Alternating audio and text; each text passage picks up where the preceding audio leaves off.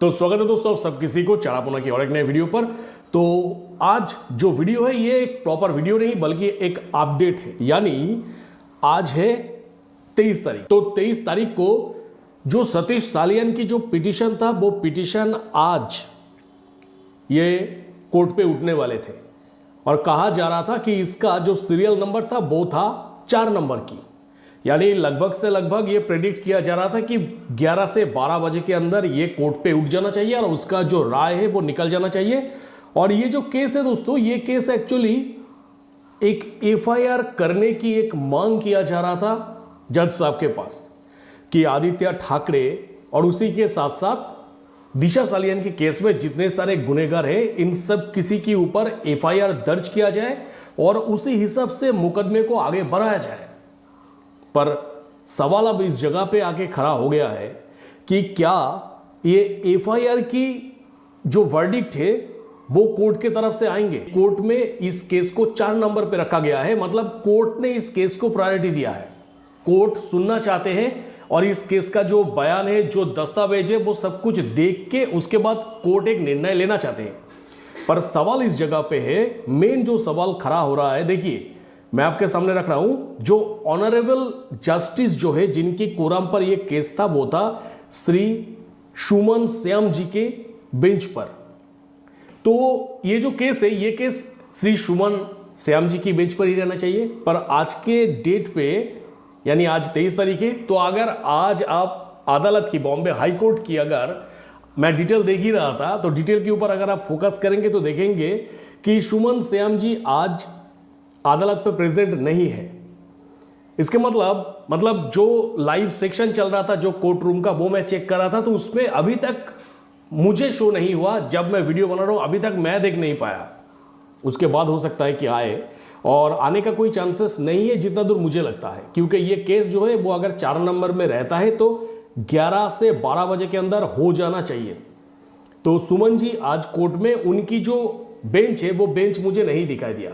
मतलब एक सिंपल बात, कल मैंने सुना था कि एक लॉयर आके कह रहे थे, नहीं नीलेश ओझा सर नहीं बल्कि दूसरे एक लॉयर कह रहे थे कि एक कोर्ट कैंसिल होना, एक कोर्ट को मतलब डेट देके उस डेट को फिर से डिले करके नेक्स्ट डेट देना, मतलब लाखों रुपए का नुकसान है उसमें। उनका कहना था कि कोर्ट में जब जो लॉयर्स वगैरह आते हैं उसके साथ साथ कोर्ट का भी कुछ रूल्स एंड रेगुलेशन होते हैं, उसके साथ कई सारे केसेस रहता है, तो सब कुछ मिला के जो सरकार है, सरकार का एक बहुत बढ़िया अमाउंट खर्च होता है इसके पीछे।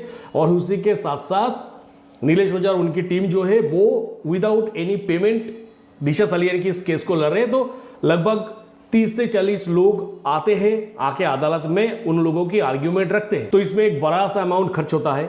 अब देखने वाली बात यह है कि जब जजेस ही प्रेजेंट नहीं रहेंगे तो फिर केस का वर्डिक्ट क्या होगा। देखिए आप भी चाहते हैं, मैं भी चाहता हूं कि जो एफआईआर है वो हो, यानी हमारी जो पिटिशनर है वो एफआईआर की डिमांड रखे और जजेस जो है वो एफआईआर को अप्रूव करे। क्योंकि फिलहाल का सिचुएशन कुछ ऐसा है कि अगर अभी भी टाइम है, इसी टाइम के अंदर अगर आदित्य ठाकरे के ऊपर एक एफआईआर नहीं डाला गया तो आदित्य ठाकरे को अगले आने वाले दिनों में उनको छूना इम्पॉसिबल हो जाएगा। वैसे ही इम्पॉसिबल था, क्योंकि अगर पॉसिबल होता तो फिर 6 साल के अंदर उसको पकड़ के कुछ ना कुछ फ्रूटफुल चीज निकल सकते थे, पर वो हालांकि नहीं हुआ। पर अगर अभी भी कोर्ट के तरफ से अगर ये इजाजत दिया जाए कि हाँ आप लोग एक एफआईआर रजिस्टर करके उसके बाद अगली कार्रवाई जो है वो शुरू कर सकते हैं, तो फिर ये बहुत ज्यादा आसान होगा आदित्य ठाकरे को ग्रैब करना। क्योंकि सुशांत या फिर दिशा सालियान की केस, दोनों में से जो भी केस आप सॉल्व करना चाहेंगे उसमें आदित्य ठाकरे की अरेस्ट होना बहुत ज्यादा जरूरी है। अब आदित्य ठाकरे, जैसे कि मैंने, अगर आप मेरा लास्ट वीडियो को फॉलो किया था उसमें मैंने आप लोगों के सामने यह बताया था कि आदित्य ठाकरे को अब बहुत अच्छी तरीके से, क्लियर तरीके से विजुअल आ गया कि आने वाले दिनों में क्या होने जा रहा है, जिस वजह से वो देवेंद्र फडणवीस के साथ एक साठगांठ बांध के उतारने की कोशिश कर रहे हैं मैदान पर। तो अगर देवेंद्र फडणवीस, देवेंद्र फडणवीस छोड़िए, अगर रूलिंग पार्टी की सरकार अगर आप आदित्य ठाकरे को अगर हेल्प करेंगे तो फिर इस जगह पर भी आदित्य ठाकरे एक बहुत बड़ी प्रोटेक्टेड एरिया में रह सकता है। तो इस जगह को भी नजरअंदाज करना सही नहीं होगा। तो जिस वजह से जितनी जल्दी हो, कोर्ट के तरफ से जितनी जल्दी हो सके एक ऑर्डर लेके अगर आया जाए एफआईआर का, तो फिर ये सुशांत और दिशा सलियान की केस के लिए ही बहुत भला होगा। फिलहाल के लिए अभी तक कोई अपडेट मेरे पास नहीं आया। स्टेटस जो है वो अभी तक प्री एडमिशन की स्टेज पर ही दिखा रहा है।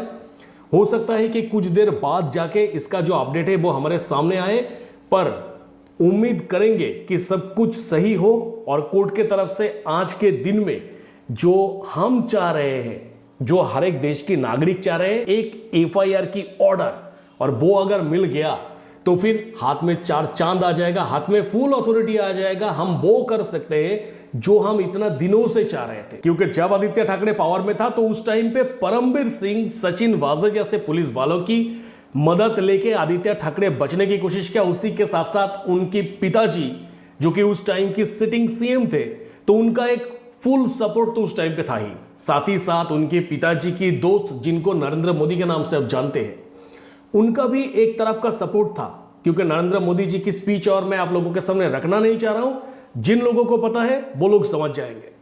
तो इसमें भी एक फायदा था। और उसी के साथ साथ अभी सिटिंग सीएम नहीं रहा वो लोग। अब परमबीर सिंह जिस तरीके से आदित्य ठाकरे को प्रोटेक्ट कर रहे थे, उनकी सर्विस खत्म होने के बाद वो भी नहीं कर पा रहे।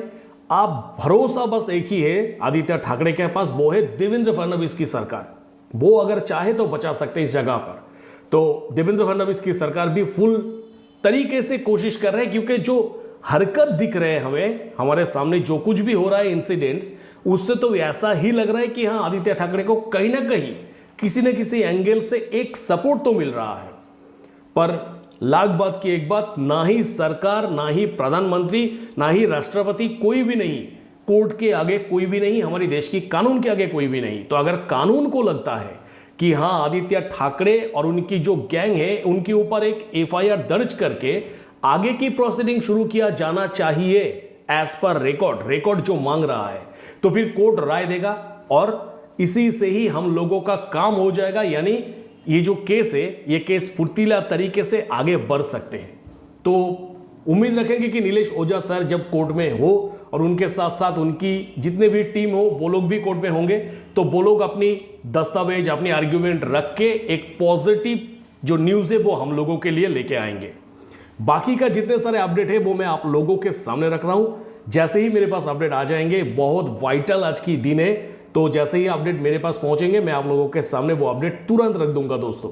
तो बस दोस्तों, इस वीडियो में इतना ही। आपको क्या लग रहा है आज के दिन में कैसा रिजल्ट आ सकता है? जो ही आपको लगता है आप प्लीज मुझे कमेंट सेक्शन पे कमेंट जरूर करना और नजर रखना चारापोना पर नेक्स्ट अपडेट के लिए कि आज अपडेट क्या दिया गया है कोर्ट के तरफ से। तो मिलेंगे मेरा नेक्स्ट किसी वीडियो पे। टिल देन सब कोई खुश रहिएगा, बढ़िया रहिएगा, टाटा।